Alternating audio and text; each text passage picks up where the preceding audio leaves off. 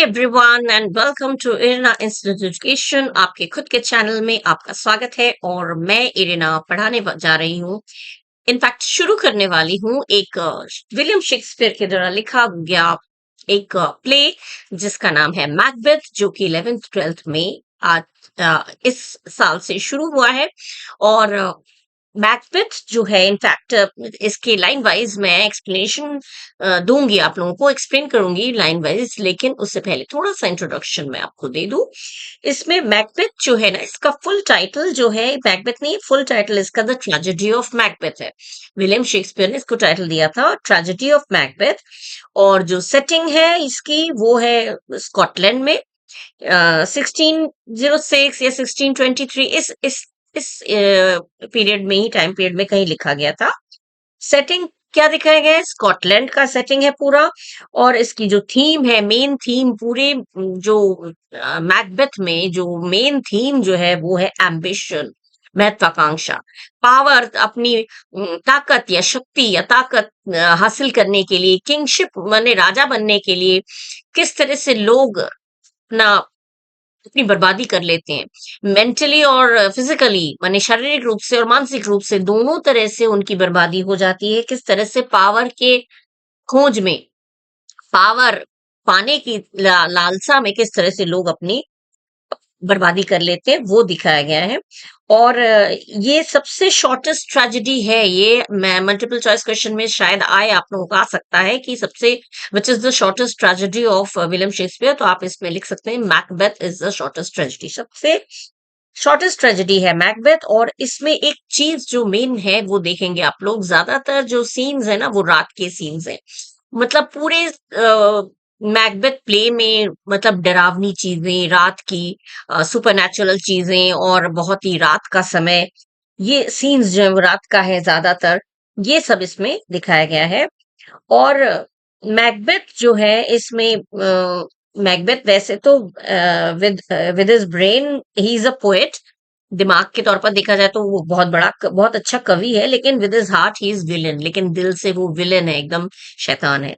शैतान है नहीं, शैतान बना दिया गया था। शैतान उसकी लेडी मैकबेथ जो थी, उसकी वाइफ, उसके बातों में आकर ये शैतान बन गया था। वैसे मैकबेथ बहुत ही अच्छा था। मैकबेथ जो है ये है, मैकबेथ कौन है? Thane of Glamis. Macbeth is the thane of Glamis. Thane of Glamis, thane क्या होता है? थेन माने चीफ, जिसे हिंदी में कभी कहते हैं सरदार, उसका आर्मी का सरदार है।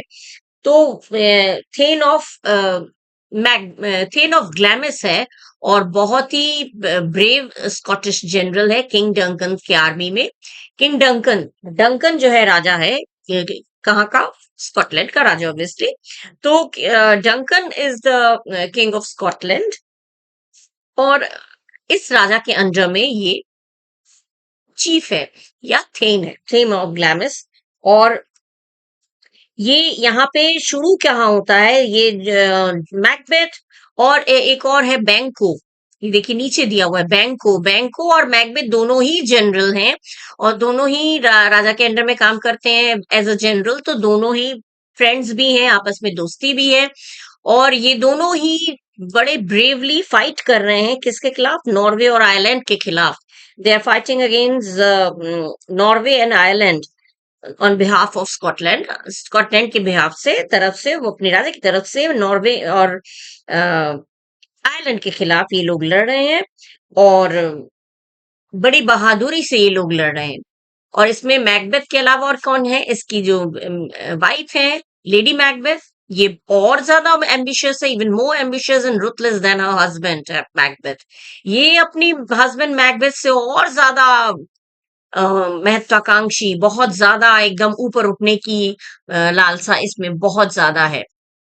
Lady Macbeth plots to murder, और लेडी मैकबेथ आगे ऊपर उठने की लालसा से ही वो प्लॉट करती है, वो प्लानिंग करती है कि वो किंग डंकन को मार डालेंगे वो लोग, जब वो लोग विचेस मने, जो इसमें जो एक तरह से चुड़ैल बोलते हैं चुड़ैलों की तीन चुड़ैलें मिलती हैं। जब ये लोग ये सीन है जब ये लोग नॉर्वे और आयरलैंड के खिलाफ उन लोगों को जब डिफीट करके, उन लोगों को हरा के जब ये लोग वापस लौट रहे थे, तो वापस लौटते में उनको ये विचेस मिलती हैं। और ये विचेस जो है प्रोफेसी माने भविष्यवाणी करती हैं। विचेस की भविष्यवाणी को सुनकर ये मैकबेथ जो है वो अपनी बीवी को, वाइफ को बताता है, और उससे वो फिर सोचती है कि क्या बताता है वो हम लोग आगे पढ़ेंगे, वो पूरी स्टोरी में होगा। और इसके अलावा मैकडफ है, थ्री विचेस है, मेलकॉम है और बैंको है। ठीक है, मैकडफ भी एक जनरल है और मेलकॉम इसका बड़ा बेटा है। इसके अलावा बहुत सारे कैरेक्टर्स हैं, तो मेन कैरेक्टर्स यही हैं। अब हम लोग शुरू करेंगे, जो मेन जो लाइंस है वहां से हम लोग स्टार्ट करेंगे। शुरू होता है हमारा मेन, जब ये लोग लौट रहे होते हैं, एक्ट वन सीन वन का ये केस सीन है। ये लोग लौट रहे हैं और इसमें जो सेटिंग जो है, thunder and lightning, thunder and lightning and three witches enter. Thunder and lightning माने बादलों की गरज हो रही है, बिजली चमक रही है, सुनसान जगह एकदम, बड़ी सुनसान जगह है, डेजर्टेड प्लेस है, एकदम सुनसान जगह है। और यहाँ पे तीन जो विचेस हैं, जो चुड़ैलें हैं, वो बातें कर रही है। ठीक है, पहली चुड़ैल कह रही है, पहली चुड़ैल क्या कह रही है कि अब when shall we three meet again in thunder lightning or in rain। मने पहली डायन कह रही है ऐसा कब होगा, कब हम लोग मिलेंगे दोबारा, हम लोग दोबारा कब मिलेंगे, इन थंडर लाइटनिंग और इन रेन, मतलब हम लोग बादलों के बीच से बिजली कड़केगी तब, बादल गरजेंगे, बिजली कड़केगी, या फिर बारिश में, माने गरजे हुए गरजते हुए बादलों के बीच मिलेंगे, या फिर बिजली कड़कती हुई बिजली के बीच मिलेंगे, या फिर बारिश में, हम लोग कहाँ मिलेंगे दोबारा। तो दूसरी विच कहती है, दूसरी विच में दूसरी चुड़ैल कहती है, when the hurly burly is done। Hurley barley मने होता है जो डिस्टरबेंस, जो युद्ध का जो शोर होता है, युद्ध की वजह से जो शोरगुल होता है, डिस्टरबेंस होता है, उस वो जब खत्म हो जाएगा, डन मने खत्म हो जाएगा, जब युद्ध का ये शोरगुल खत्म हो जाएगा, तो हम लोग, मतलब शोरगुल खत्म हो जाएगा। When the battles lost and one, जब ये बैटल माने ये लड़ाई युद्ध जो या तो हार जाएगी, या ये हार हो जाएगी, या जीत हो जाएगी। माने जब युद्ध होता है तो या हार होती है या जीत होती है, तो कह रहे जब ये हार जीत का फैसला हो जाएगा, ये उथल पुथल, ये जो अप्रोरमेंट, ये जो डिस्टरबेंस जो युद्ध का जो है वो जब खत्म हो जाएगा, और जब ये बैटल समाप्त हो जाएगी, युद्ध समाप्त हो जाएगी, युद्ध का फैसला हो जाएगा, जीत या हार का फैसला हो जाएगा, तब हम लोग मिलेंगे। इसका जवाब देती है। थर्ड विच कहती है, that will be ere the set of sun. Ere माने बिफोर, ये तो सनसेट से पहले ही हो जाएगा, ये तो सूर्यास्त से पहले ही तय हो जाएगा। क्या तय हो जाएगा, कौन हारेगा कौन जीतेगा, ये तो सूर्यास्त से पहले ही तय हो जाएगा।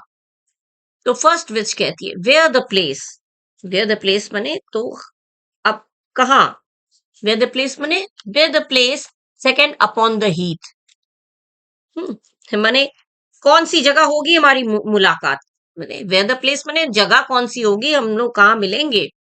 तो सेकंड विच कहती है, upon the heat, upon the heath मने बैरन डेजर्ट में, एकदम बंजर स्थान में, खंडर में, वहां मिलेंगे हम लोग। क्योंकि चुड़ैल लोग यही खंडर वंडर इन्हीं जगहों में तो मिलती हैं ज्यादातर, जो बुरी जगह होती है जहाँ पे लोग आना जाना नहीं करते, वहां पे ये लोग होते हैं। तो कह रहे हम लोग मिलेंगे, तो वेयर द प्लेस, जब पहली विच पूछ रही है कि कहाँ मिलेंगे, तो दूसरी कह रही है हम लोग खंडर में, एकदम बीहड़ खंडर में मिलेंगे। थर्ड विच कह रही है, there to meet with Macduff, तो वहां तो हम लोग सॉरी, हाँ Macbeth, there to meet with Macbeth, तो वहां तो हम लोग मैकबेथ से भी मुला, जब मैकबेथ वहां से लौटेगा तो वहां से तो हम लोग मैकबेथ से भी मिल लेंगे, मैकबेथ से भी मीटिंग हो जाएगी हमारी, वहां से मुलाकात हो जाएगी मैकबेथ से। तो फर्स्ट विच कहती है, आई कम ग्रैमलकिन, आई कम ग्रैमलकिन माने ये लोग, ये क्या है, ग्रैमलकिन क्या है, ये एक कैट है, एक बिल्ली है। ये लोग जब ज्यादातर जादूगरनियों को देखा गया है, ये लोग अपना अपने साथ कुछ ना कुछ रखते हैं, किसी चिड़िया को रखते हैं या किसी जानवर को रखते हैं, और ये लोग उसी में अपनी जान रहती है उनकी।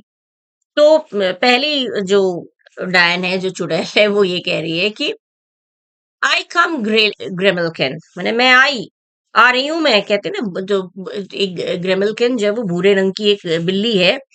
और जैसा कि मैंने बोला अभी, हर डायन जो है वो अपने साथ कोई पशु पक्षी रखती है और उसके इशारों पे ही वो चलता है।